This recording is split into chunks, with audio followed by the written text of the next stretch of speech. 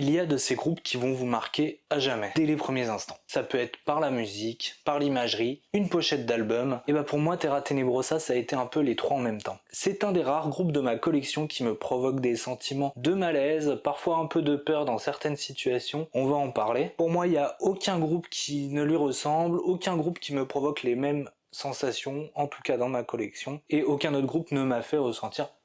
pareil frisson, à part peut-être certains groupes particuliers comme Silencer. À la base, je voulais faire une petite vidéo tier list pour présenter les 3 albums du groupe, papoter un peu, discuter avec ceux qui connaissent. Au final, cette vidéo tier list va se transformer en une vidéo un peu plus développée biographique, sauf que à la différence de mes autres biographies que je vous invite à aller checker évidemment, les liens de la playlist sont dans la description ou ici, et ben en fait là on va pas s'embêter à regarder les changements de line-up parce que de toute façon il y en a pas. On va pas parler des membres parce que ça serait un peu dommage d'en parler, et puis bah il y a que 3 albums, il y a eu quelques concerts, 2 petites sorties par-ci par-là, et puis le groupe s'en est allé, donc ça va être quelque chose qui va être relativement court par rapport aux autres biographies. Pour poser le contexte de Terra Tenebrosa, il faut déjà qu'on parle d'un premier groupe qui s'appelle Breach. Breach c'est un groupe de post-hardcore suédois qui, dans le milieu des années 90 jusqu'au début des années 2000, a vraiment eu un succès énorme. Dès que j'ai entendu parler de Breach sur les chroniques, sur les forums, par des fans, et bah tout le monde trouve que ce groupe est excellent. Ils ont vraiment pondu quelques albums assez classiques du genre, je pense à It's Me God en 1997 ou leur dernier Collapse en 2001. Le groupe s'est ensuite séparé par lassitude, là où ils étaient des amis au début, à la fin c'était que des collègues de travail, plus vraiment de relations entre les membres, et surtout pas mal d'alcool et de drogue qui étaient largement consommés par les musiciens, et en fait tout ça, ça les a un peu emmenés à la décision logique de dissoudre le groupe. Et bah pourquoi je vous raconte tout ça? Parce qu'on est sûr d'une chose, c'est que Terra Tenebrosa est né avec d'anciens musiciens de Breach. Ces 3 musiciens, leur identité est secrète. On sait qu'ils s'appellent le Coucou, Hibernal et Risperdal. Ils sont tous masqués, hein, comme j'ai dit, identité secrète, très mystérieux, avec une imagerie qui est quand même assez originale. Dans le groupe, on sait pas trop qui fait quoi, on sait que le Coucou fait toutes les voix, mais sinon, en fait, quand ils sont en studio, chacun change un peu d'instrument. Dès qu'il y en a un qui se sent d'enregistrer une partie, qu'il a de l'inspiration, il l'enregistre, la basse, la guitare, la batterie, tout s'alterne entre les membres du groupe pour créer de la musique. Alors, de dire que leur identité est secrète, c'est pas vraiment vrai. En fait, après une rapide enquête sur internet, on peut trouver l'identité du Coucou. Je vais volontairement pas la donner, et je vous invite à pas aller la chercher, parce que ça serait un peu dommage en fait de démystifier un peu toute l'ambiance qu'il y a autour de ce groupe. Et puis en plus, il est très probable que vous allez tomber sur un Suédois que vous connaissez pas. Mais voilà, si vous voulez d'autres projets qui gravitent autour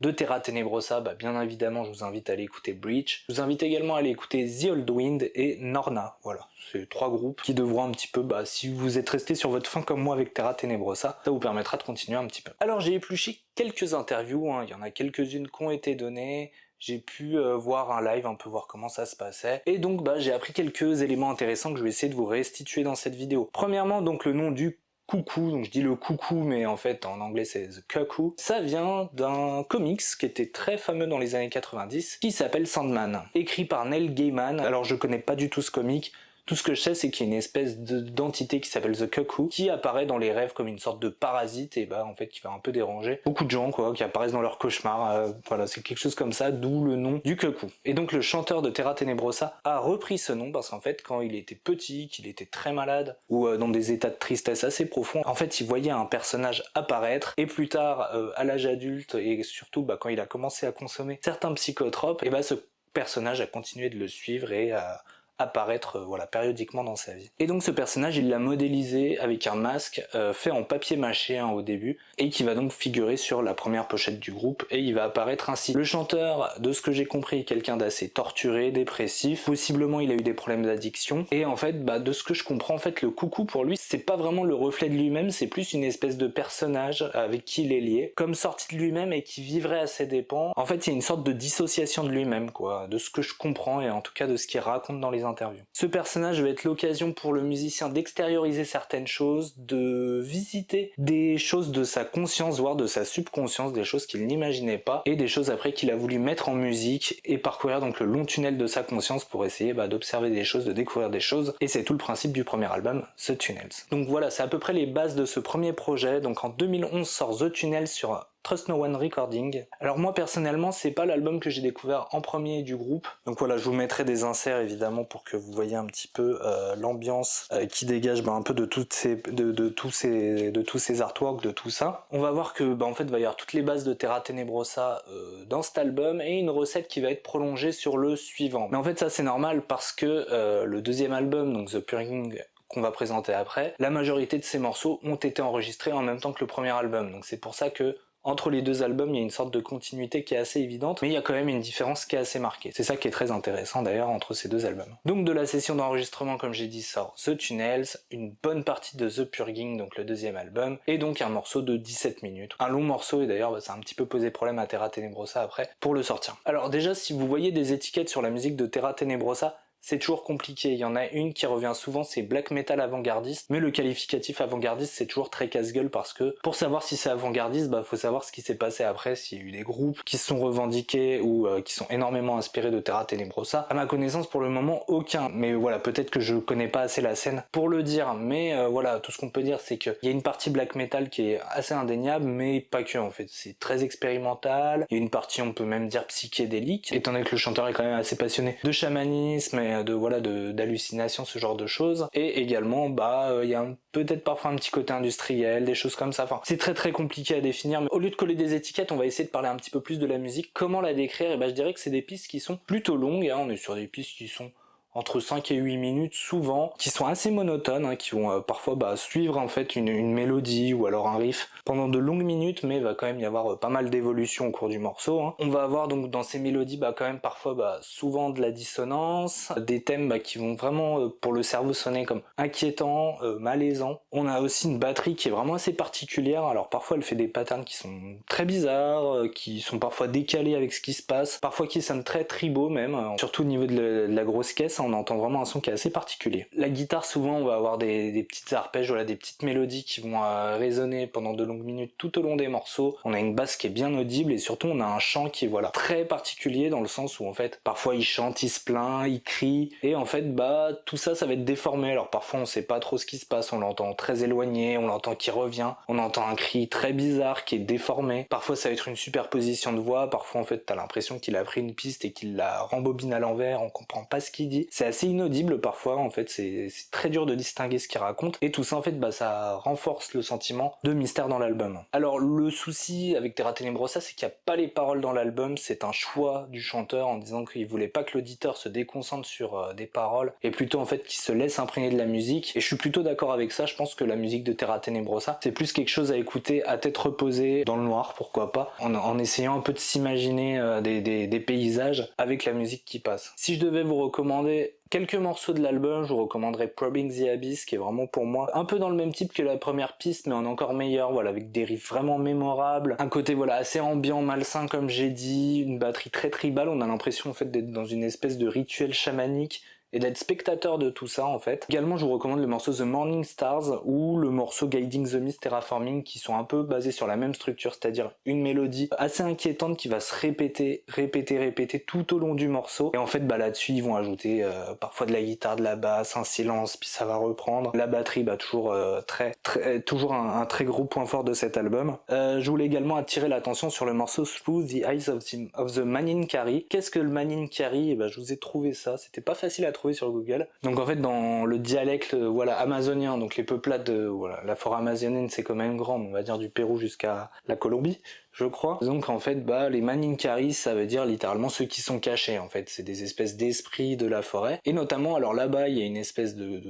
substance très psychotrope qu'ils utilisent dans certaines tribus qui s'appelle l'ayahuasca. Alors j'ai été en Colombie, je n'ai jamais touché à ça, je vous rassure, mais voilà, en fait je sais que dans certaines tribus locales c'est quelque chose qui se fait, et donc en fait ça permettrait de voir justement ces petits esprits apparaître. Donc voilà, on voit vraiment le chanteur est passionné de chamanisme, passionné des cultures, des traditions un peu particulières comme ça, un peu mystiques, et donc ça se traduit évidemment par le Maninkari qu'on retrouve donc dans cette avant-dernière piste. Donc ça montre encore aussi le fait que les psychotropes ont quelque chose à voir avec tout ça, avec ces visions, avec cette espèce d'horreur perçue par le chanteur. Alors pour donner mon avis sur cet album, je pense que c'est l'album du groupe qui est donc le plus contemplatif, le plus ambiant, le plus cinématographique, on pourrait même dire en fait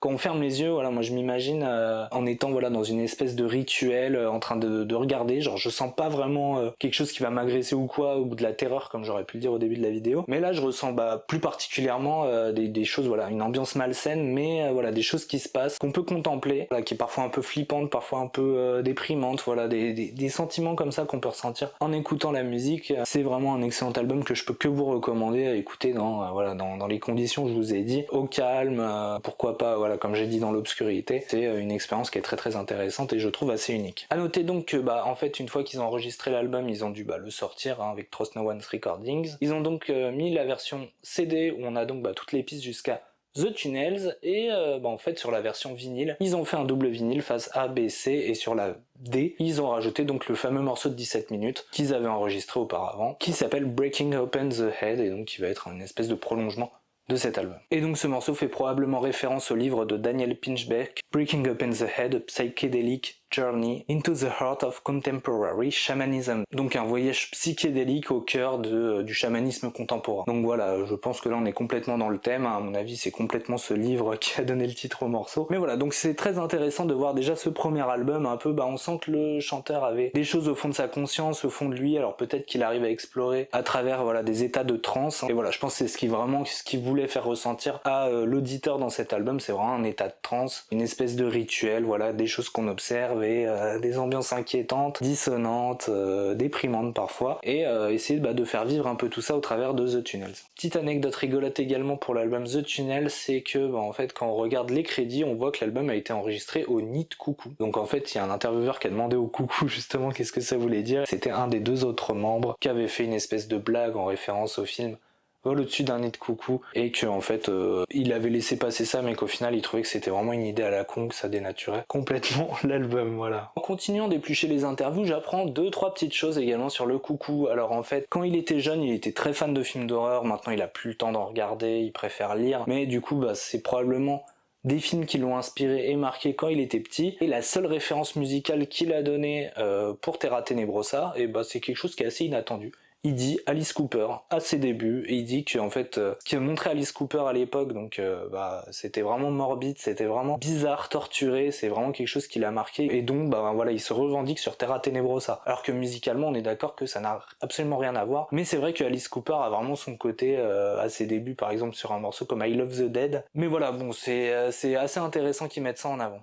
Il dit également que les textes de Terra Tenebrosa, il les écrit que quand en fait il est déprimé au fond du trou et qu'il se sent mal, et en fait quand il se sent bien il préfère lire, et en fait c'est pour ça qu'il réserve tous ces moments de noirceur vraiment à Terra Tenebrosa. Alors quelque chose qu'on pourrait analyser sur le premier album, c'est que vraiment en fait on a l'impression que le chant essaye de communiquer en fait, mais on comprend rien. Voilà, il y a des voix de partout, c'est distordu, il y a des bribes de phrases, en fait on dirait qu'il n'arrive pas à parler le chanteur, ce qui va en fait au fur et à mesure de la carrière se corriger de plus en plus. Aucun concert n'est donné par le groupe, et 2 ans après arrive justement The Purging, donc en 2013, et voilà, c'est environ en 2013 ou en 2014 que moi je découvre le groupe avec notamment le morceau Disintegration de cet album. Ce morceau c'est vraiment très particulier pour moi parce qu'en fait à cette époque-là je m'étais retrouvé pendant des petites vacances dans une maison qui avait notamment été abandonnée, son propriétaire était décédé, et donc la nuit en fait voilà, c'était la Normandie, plein hiver, j'écoutais ça, et en fait j'avais l'impression qu'il se passait des choses, j'avais l'impression que le plancher craquait au-dessus de moi, j'avais l'impression d'entendre quelqu'un bouger pas loin, ça m'a vraiment provoqué une espèce de terreur. Alors certes beaucoup d'imagination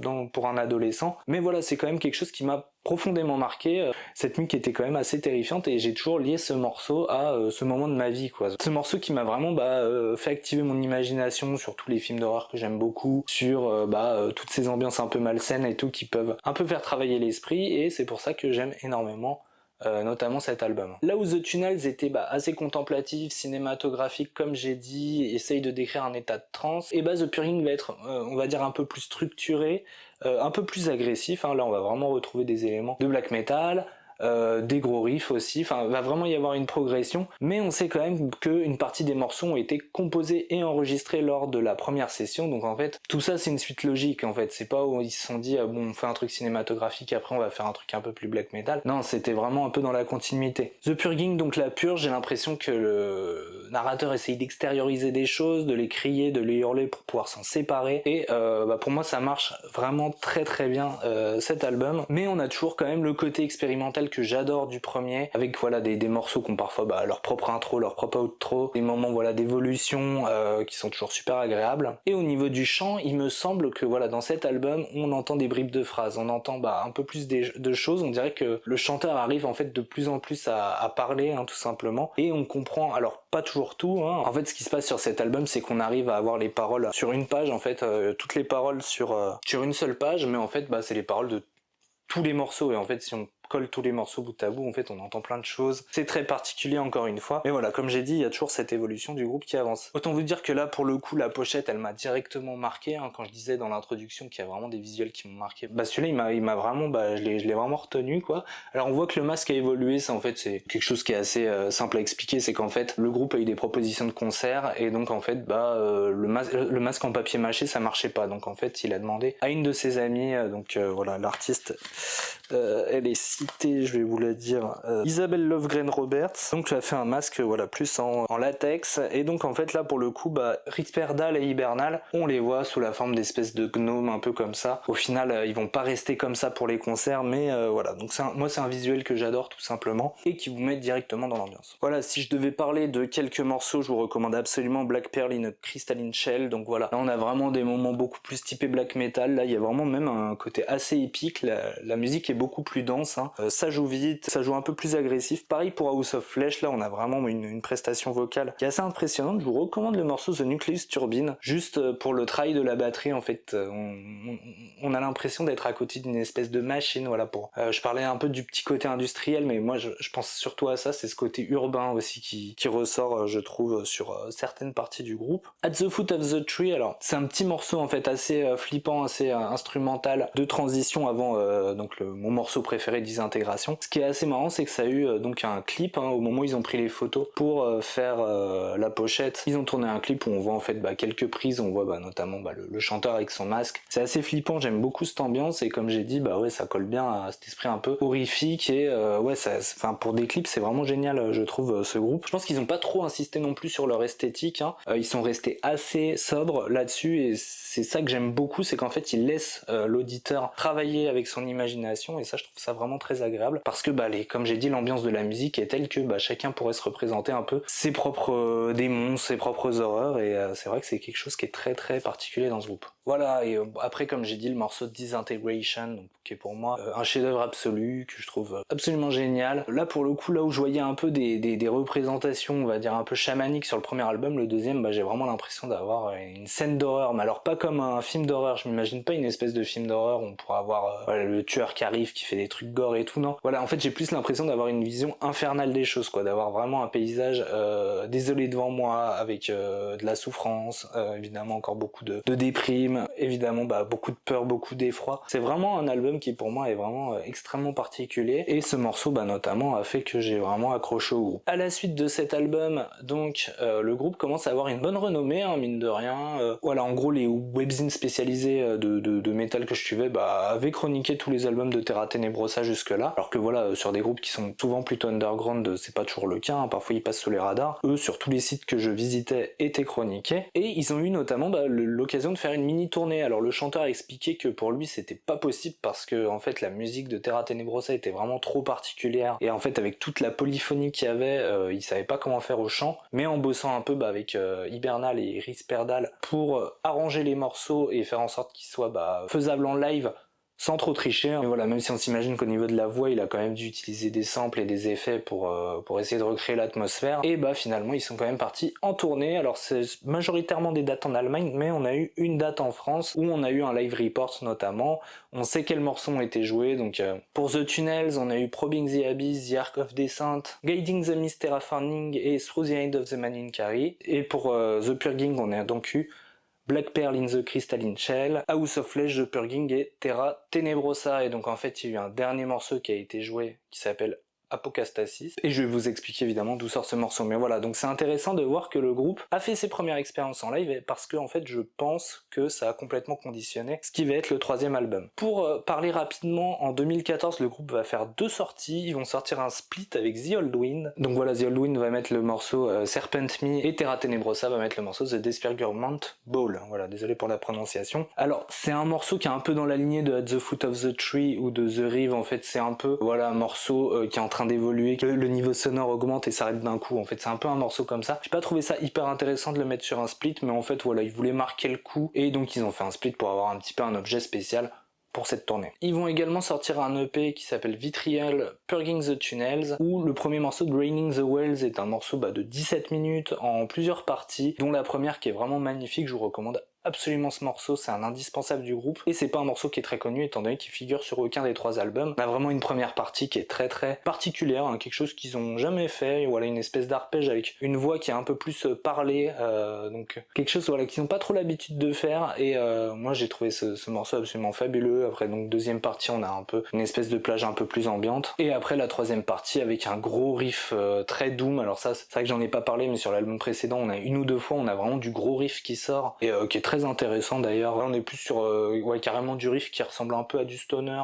des choses comme ça, hein, c'est assez particulier. Et une outro voilà pour le morceau, un peu comme il y en a eu pas pour les 2 albums précédents, donc juste ce morceau a voilà toute cette structure. Et voilà, après le morceau Apocastasis, je l'ai trouvé beaucoup plus classique, hein, quelque chose voilà qu'on retrouve un peu tout au long de la carrière de Terra Tenebrosa. Je l'ai pas trouvé particulier ce morceau, mais juste le premier morceau Draining the Well, et typiquement en fait pour moi un morceau qui fait que cette EP est indispensable. Malheureusement j'ai pas pour vous le montrer, mais vous avez les inserts évidemment comme d'habitude. Après cela, le groupe signe sur DB Murmorty, qui va en profiter pour faire une réédition des 2 premiers albums, hein, avec des espèces de fourreaux et des pochettes en noir et blanc, et donc ils vont préparer le 3e album avec la distribution de DB Murmorty qui est quand même d'une plus grande envergure de ce qu'ils avaient eu jusque là. A noter que DB Murmorty aujourd'hui est encore en charge du catalogue de Terra Tenebrosa. En 2016 sort The Reverse, et j'avoue j'ai complètement raté la sortie de cet album. En fait j'étais passé sur d'autres choses, sur d'autres musiques, voilà, le power metal est apparu dans ma vie et ça a complètement conditionné. C'est qu'en 2023 que je me suis vraiment repenché sur cet album. Album qui cette fois n'est enregistré que par le Coucou. Donc ces 2 compères qui étaient là depuis le début, il a dit qu'en fait il a enregistré sans eux. Il les a prévenus, il a dit que c'était mieux comme ça en interview, parce que comme ça il avait pas à faire de concessions aux uns et aux autres pour faire plaisir et altérer la qualité de la musique. Il a dit que c'est lui le seul décisionnaire, et donc il fallait que la musique évolue comme ça. Ok, bon, c'était assez direct comme, comme déclaration, mais bon pourquoi pas. Alors on a une liste d'invités cette fois sur l'album, donc ce qui est assez différent des autres albums, on a personne. On a Jonas Holmberg du groupe The Gift is a Curse, Alex Chainfeld du groupe The Moss Gatherer, MKS de Antaeus et Aosot, et surtout Vince Val du groupe Blotos Nord, voilà, bien de chez nous ça. Alors en interview il est dit que tous ces invités ont été assez cadrés, soit dans le cas d'Alex Chainfeld, celui-ci a donc proposé une ligne de basse assez complexe pour le morceau Where Shadows Have Teeth, et finalement le Coucou lui a dit non mais c'est trop compliqué, ça brise la monotonie du morceau, faut pas que tu mettes ça. Soit voilà, en fait c'était des choses qui étaient assez cadrées, par exemple on a demandé à un des chanteurs en fait de rajouter une voix, mais sur le morceau où déjà toutes les voix du Coucou étaient enregistrées, donc ça l'a vraiment limité dans ce qu'il voulait faire, et donc il y a que Vince Val donc du groupe Blotos Nord où apparemment il lui aurait donné carte blanche, et il dit qu'il a tout fait très très bien. The Reverse c'est donc un album assez particulier, donc vraiment qui fait vraiment one man band avec quelques guests. The Reverse donc selon l'auteur en fait c'est une espèce de représentation de son état émotionnel à ce moment-là et de comment il a vécu sur la dernière année et demie avant l'enregistrement de l'album. Il a dit qu'il a toujours été à se balader derrière les décors, à vivre la nuit et à dormir le jour, et donc en fait ça reflète un peu tout ça. Il dit que cet album n'est absolument pas édifiant comme l'aurait pu être The Tunnels ou The Purging, en essayant en fait d'apprendre des choses par lui-même, en regardant un côté sombre, en explorant certains passages cachés et secrets qu'il ne pouvait s'imaginer. Cette fois en fait il dit que c'est très destructeur, hein, que là j'ai l'impression en fait qu'il était dans une mauvaise phase, peut-être qu'il a replongé sur certaines choses, j'en sais rien en fait, on n'a aucun détail là-dessus, mais toujours est-il que cet album pour lui c'était une espèce de noirceur, et il espère que ça sera le dernier album vraiment destructeur qui fera de sa carrière. Donc Jonas Holmberg du groupe The Gift is a Curse a réalisé la pochette et a décidé de s'orienter sur une maison qui était abandonnée dans une forêt, et il disait que cette maison était vraiment quelque chose qui ressemblait à l'état émotionnel du coucou, et donc il lui a proposé, et le coucou a dit en interview que quand il est arrivé dans cette maison, il a jamais été dans un endroit aussi bizarre, il y avait énormément d'énergie négative au point qu'il suffoquait, et donc en fait il a dit que c'était vraiment une pochette absolument parfaite. Alors évidemment, dès qu'il y a quelque chose d'horreur, on se demande si la personne n'est pas en train d'exagérer, etc., mais étant donné que plutôt sur des pratiques un peu chamanistes, etc., qu'il est passionné par ça, bah c'est pas impossible qu'il soit assez sincère quand il dit qu'il s'est vraiment senti très mal à l'aise dans cette maison. Quand on arrive sur l'album The Reverse, il y a quelque chose qui m'a directement frappé, c'est que en fait là on a les paroles. On a l'impression que voilà, cette espèce de personnage qui essaye de communiquer avec nous depuis 2 albums a enfin réussi à parler, mais si je devais mettre une critique, c'est que là il sait trop bien parler en fait. On a les lyrics complètes et moi en fait ça me sort du truc complètement en fait. J'ai envie d'avoir la musique, de rien comprendre, de pouvoir m'imaginer les choses et d'essayer de les illustrer par ma pensée, et j'ai pas envie que quelqu'un en fait essaye de m'expliquer ce qui est en train de se passer dans les morceaux. Donc ça j'ai trouvé ça un peu dommage, et c'est pour ça que cet album j'ai un petit peu plus de mal. Également en fait là où les 2 premiers albums avaient vraiment leurs pattes, la majorité des morceaux avaient été enregistrés dans les mêmes conditions et écrits sur le même période de temps. Là on a des nouveaux morceaux qui pour moi ont des structures qui sont beaucoup plus cadrées pour le live, J'ai l'impression que, alors ça c'est mon hypothèse personnelle, mais étant donné que Terra Tenebrosa avait essayé le live, que ça avait l'air de leur avoir bien plu, et que donc il y avait Vince Val sur l'album qui lui avait laissé carte blanche, je me suis dit qu'il y aurait peut-être eu une tournée Terra Tenebrosa en première partie de Blotos Nord. Donc je me suis demandé si cet album avait pas été imaginé pour essayer de poser des morceaux qui soient beaucoup plus live friendly que ceux qu'il y a sur les 2 premiers albums. Je dois dire quand même que les morceaux se ressemblent un peu en fait. Là on a un peu perdu ce côté expérimental. Alors on a quand même le morceau Where Shadows Have Teeth qui pour moi sort du lot, qui ressemble un peu au premier mais pour moi qui est mieux fait, qui a des riffs qui sont plus mémorables. On a également le morceau Exuvia qui pour le coup revient un peu aux ambiances qu'on a eues sur les 2 premiers, avec cette espèce de mélodie inquiétante qui évolue. Et par contre à la fin pour le coup on a Fire Dances qui pour moi est un véritable chef-d'œuvre, donc un morceau qui est très long également, où on a donc le chanteur de Blotos Nord qui apparaît,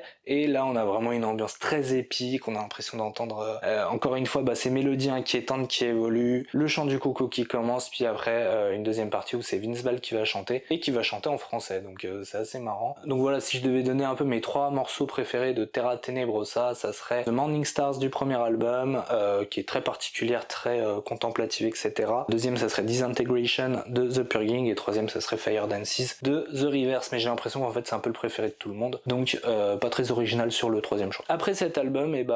plus rien en fait. On a encore eu quelques posts sur le Facebook de Terra Tenebrosa, et d'un coup on a appris en 2021 que le groupe s'était arrêté. Alors comment on sait que c'était en 2021, honnêtement j'en ai aucune idée. En tout cas j'ai lu ça sur un webzine, j'ai lu ça sur Metal Archives, ça serait 2021 que tout se serait arrêté. Alors pour autant le groupe a encore quelques petites actualités. Il y a pas longtemps, DB Morty a sorti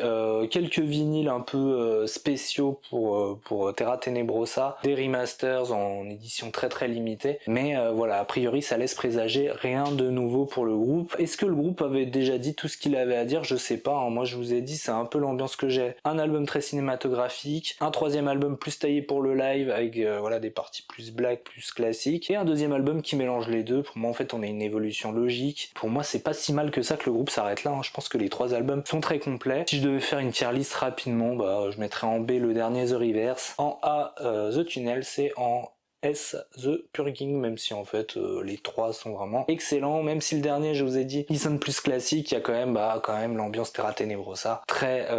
sombre, très imagée. Alors ce qui est dommage aussi, j'avais oublié de dire, mais en plus des lyrics il y a aussi 2 clips qui sont sortis, et pareil ça me sort un peu du truc là, le clip de Where Shadows Have Teeth, j'ai même pas réussi à le regarder jusqu'au bout tellement en fait ça me sort de la musique de Terra Tenebrosa, c'est pas du tout les choses que je m'imaginais sur les 2 premiers albums. Alors est-ce qu'on aura un nouvel album, une reformation du groupe un jour? Aucune idée honnêtement. Je mettrai pas de pièce dessus, je pense que c'est fini, je pense que le groupe a fini un cycle, et le chanteur est allé sur d'autres projets. Est-ce qu'il y a une embrouille entre les 3 musiciens? Pas impossible étant donné que les 2 derniers n'ont visiblement pas été impliqués sur le dernier album, mais c'était quand même un projet qui était assez prometteur, qui avait pas mal d'engouement, pas mal de fans, et même qui avait des invités assez prestigieux sur le dernier album, donc le chanteur connaissait du monde quand même. C'est un petit peu dommage que tout ça soit fini, et j'espère que cette biographie vous a plu. j'ai essayé de pas vous spoiler l'identité des musiciens, j'ai essayé de rester assez concis sur ces 3 albums. J'espère que vous avez découvert le groupe avec cette vidéo, ou j'espère que si vous le connaissiez déjà, ça vous donne envie de le réécouter, ou ça vous aura appris 2-3 trucs sur tout ça. D'ici là, comme j'ai dit, vous avez la playlist avec toutes les biographies dans la description, peut-être en commentaire épinglé, je la remets là peut-être, au cas où. Voilà, vous avez des biographies d'ADX, de Misanthrope, de Carpathian Forest, de Labyrinthe, et bientôt il y en a 2 nouvelles qui arrivent, et oui, je suis en train d'écrire 3 biographies en même temps en ce moment. N'hésitez pas à me faire vos retours, à me dire ce que vous en avez pensé, et d'ici là, on se dit à très bientôt. Allez, ciao!